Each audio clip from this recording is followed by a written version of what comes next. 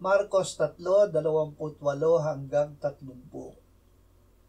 Katotohanang sinasabi ko sa inyo na patatawarin ang lahat ng mga kasalanan ng anak ng mga tao at anumang paglabastangan na kanilang sabihin.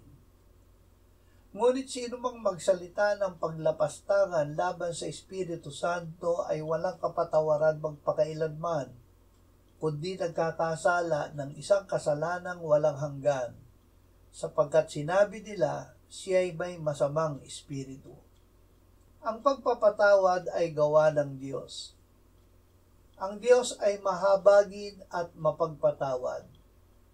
Ang pagpapatawad ay gawa niya sa pamamagitan ng Panginoong Hesukristo at ng Espiritu Santo.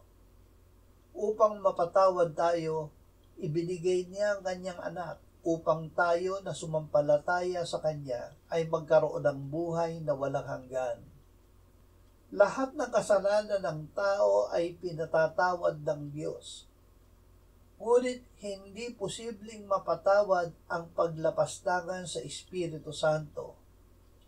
Ang gawa ng Espiritu Santo ay gawa ng Diyos.